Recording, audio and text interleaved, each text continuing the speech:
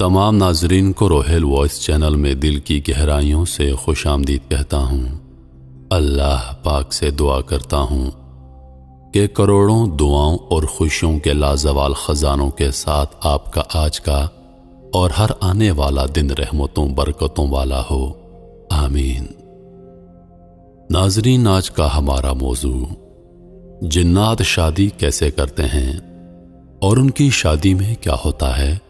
وہ وقت جب مولانا صاحب نے جنات کا نکاح پڑھایا، پھر ان کے ساتھ کیا ہوا، ویڈیو میں ملاحظہ کیجیے۔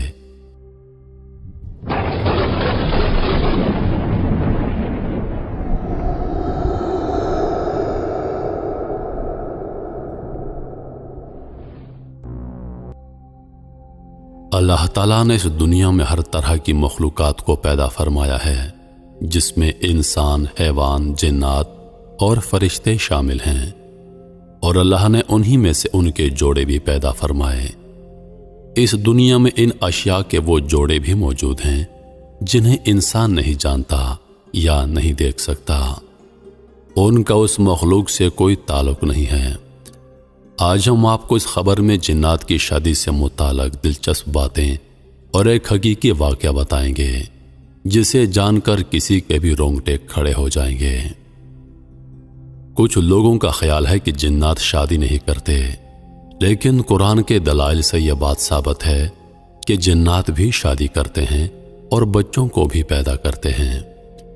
اگرچہ جنات کے بچوں کو جنم دینے کا عمل انسان سے مختلف ہوتا ہے، کیونکہ جنات انسانوں کی طرح مادی وجود نہیں رکھتے، مگر یہاں پر سوال پیدا ہوتا ہے کہ جنات کی شادی کیسے ہوتی ہے؟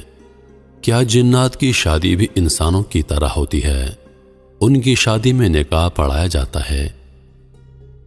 یہ بات سچ ہے کہ جنات بھی شادی کرتے ہیں اور ان کی شادی بھی انسانوں کی طرح ہوتی ہے۔ جس طرح انسانوں کی شادی میں ڈھول بجانا، ناچ گانا کیا جاتا ہے، بالکل اسی طرح جنات بھی اپنی شادیوں میں ڈھول باجے بجانا اور رقص بھی کرتے ہیں۔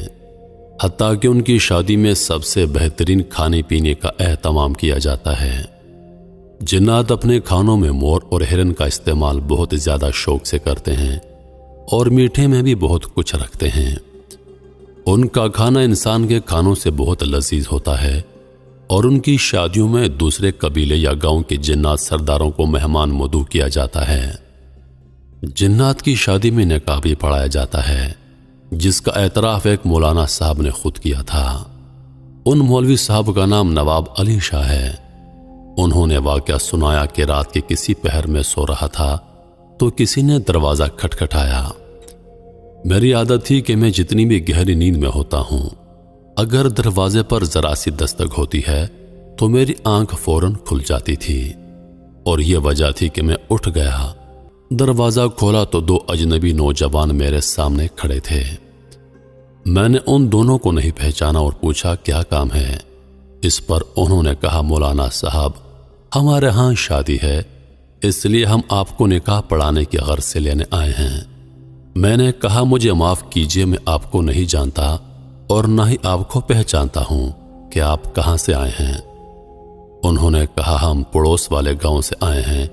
ان میں سے ایک شخص نے بتایا کہ اس کا نام جھنجار ہے۔ مولانا صاحب نے دل میں سوچا، کافی عجیب نام ہے۔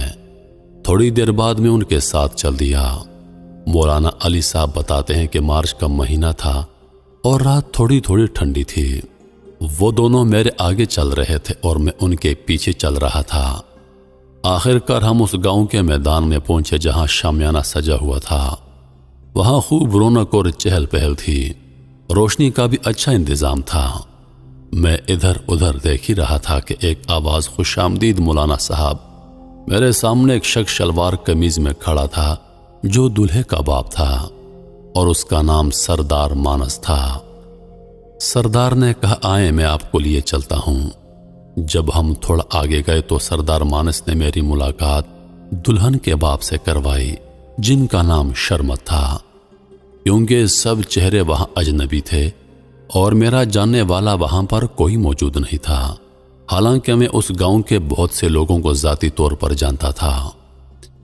میں نے دلہن کے باپ سے عرض کیا، یہاں پر اس گاؤں کا کوئی بھی فرد موجود نہیں، इस पर शरमत साहब ने कहा, अच्छा तो ये मसला है। शरमत साहब ने एक लड़के को आवाज दी और करीब आने पर उस लड़के को कुछ कहा। मौलाना साहब ने कहा कि उसकी थोड़ी देर के बाद मैंने नजर साहब को अपनी तरफ आते हुए देखा, जो गांव में दुकानदार थे। उसके बाद और भी जानने वाले मुझे शादी में नजर आने लगे, जिन्हें देखकर मुझे इत्मीनान हुआ। मैंने नजर साहब से पूछा कि आपकी दुकानदारी कैसी चल रही है, तो उन्होंने चौंकते हुए जवाब दिया, अच्छी चल रही है। उसी में मुझे दुल्हन के वालिद ने कहा कि मौलवी साहब आइए और निकाह पढ़ाइए, देर हो रही है। मैंने जाकर उनका निकाह पढ़ाया। उन्होंने मुझे मिठाई और पैसे भी दिए। बाद में मुझे खाना भी खिलाया जो बेहद लजीज था।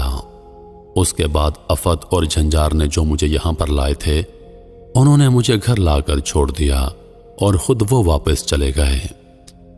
मौलाना साहब ने कहा कि जब मैं सुबह उन लोगों से मिला जिनसे मेरी मुलाकात कल रात शादी में हुई थी, तो उन्होंने रात के वाक़े का जिक्र किया। उन्होंने बताया कि हम रात को तो कहीं नहीं गए थे, बल्कि अपने घरों में सो रहे थे और किसी भी शादी में शिरकत नहीं की। मौलाना साहब बहुत हैरान हुए और घर वापस आ गए। मौलाना साहब कहते हैं कि घर पहुंचकर मैंने मिठाई और निकाह के पैसे देखे तो मुझे यकीन हो गया कि ये मेरा वहम नहीं था, बल्कि मैंने रात में वाकई में शादी में शिरकत की थी। बाद में मुझे इस बात का अंदाजा हो गया कि रात में जिस शादी में शिरकत के लिए गया था वो इंसानों की नहीं बल्कि जिन्नात की शादी थी।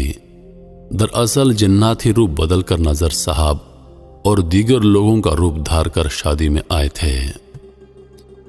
कुछ जिन्नात ऐसे होते हैं जो हर तरह की शक्ल सूरत अख्तियार कर सकते हैं, जिनमें कभी कुत्ता बन जाते हैं, कभी इंसानों का रूप धार लेते हैं और कभी कोई भी जानवर बन जाते हैं। तो अजीज दोस्तों, यह था जिन्नात की शादी का एक सच्चा वाकया। उम्मीद करता हूं कि वीडियो आप दोस्तों को पसंद आई होगी। वीडियो पसंद आ जाए तो लाइक और शेयर जरूर कर दीजिएगा और आने वाली नई वीडियोस के लिए हमारे चैनल को सब्सक्राइब कर दें और साथ में मौजूद घंटी के बटन को जरूर दबा दें ताकि हमारी हर नई आने वाली वीडियो सबसे पहले आप तक पहुंचे। मुझे दीजिए इजाजत। सांसों ने वफा की तो अगली बार एक और वीडियो लेकर आपकी खिदमत में हाजिर होऊंगा। तब तक के लिए खुदा हाफिज। अल्लाह पाक आप सबका हाफिज व निगहबान। हंसते रहिए और हमेशा मुस्कुराते रहिए।